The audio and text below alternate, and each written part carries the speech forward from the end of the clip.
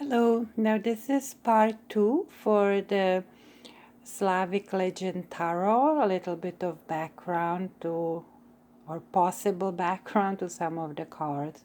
So here we have the aces, and interestingly, the Slavic creation story is that four different gods representing different for the four different elements created a man. First of all, Lada represented the water, and she took some earth from the goddess Mokosh, and by using that and stones, they created first people. And then Svarog, god of fire, he breathed soul into these people, and Rod, which was god of air, or the original god and creator of all, he give them mind and reason, which is all represented by the air, and he did it by kissing their heads.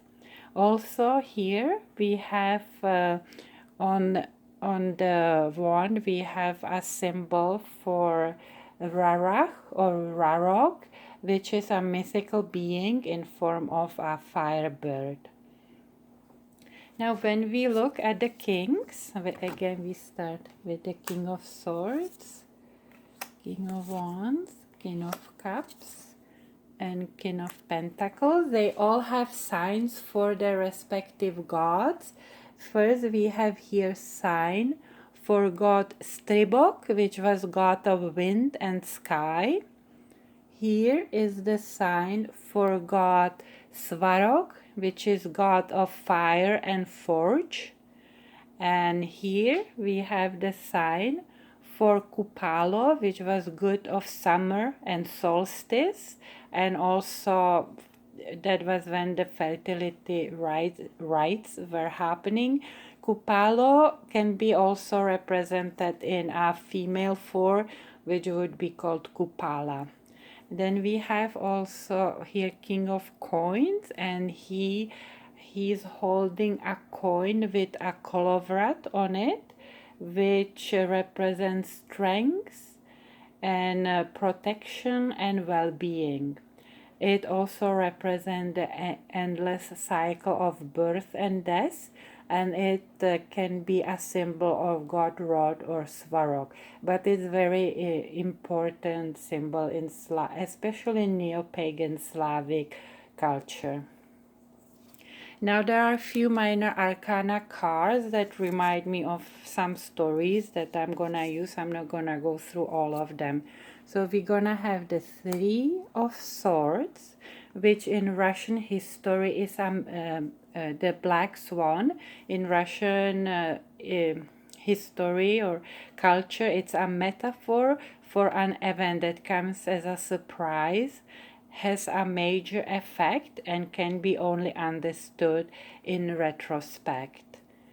Then we have Nine of Swords, which looks like Kikikora to me, which is a scary spirit that disturbs people's night sleep, and it could be called a nightmare or a night hag, the one that like sits on people's chest and makes them like in sleep paralysis or something like that. And then we have Knight of Swords. Here interesting, it is a cavalryman with these special wings. They are called Hussars, which comes from the word Hussar, which is a goose, and they have these wings when they are charging against enemy. These wings were making lots of noise, and they were supposed to demoralize the enemy. Now we have the wands, and here I have the five of wands, which is represented by three-headed dragon. It has many names in different cultures.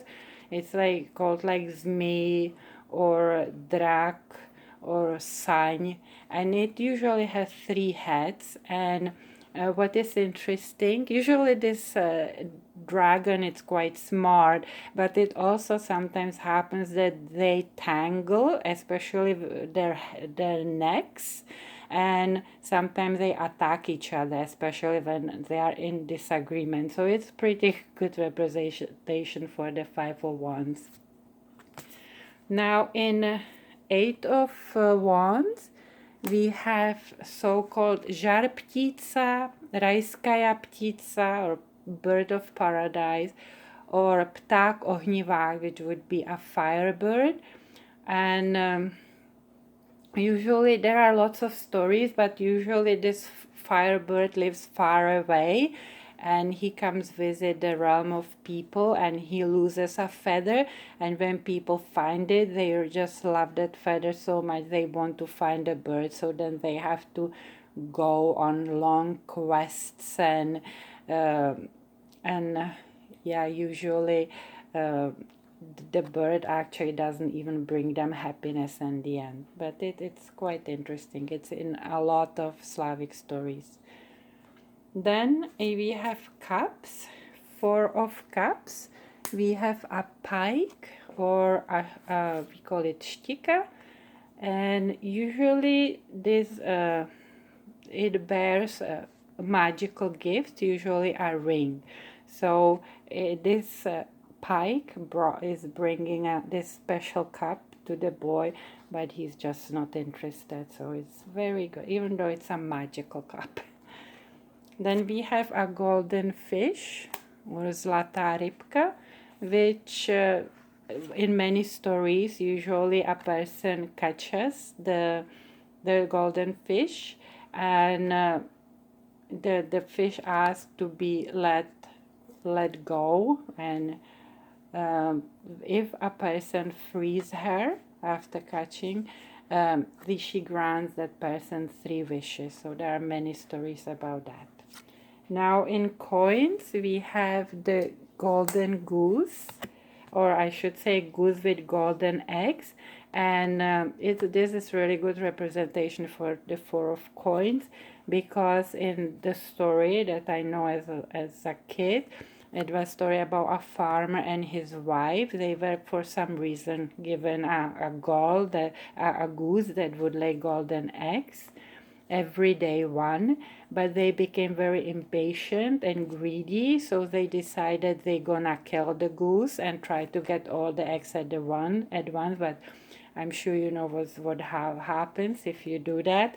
So yeah, they opened the bird. There were no eggs, and in the process they also destroyed the source of their wealth. So that really, it's an interesting representation for Four of Coins. And then we have Nine of Coins, which it's, I like that there is as a bird, instead of falcon there is a swan, and in Slavic mythology, swan was always extremely revered and sacred bird, and it's a great sin to harm or even kill them, and obviously nobody would ever think of eating them. So that's about it. Just few observations from the tarot of the Slavic legends. I hope that helps you. Okay, bye.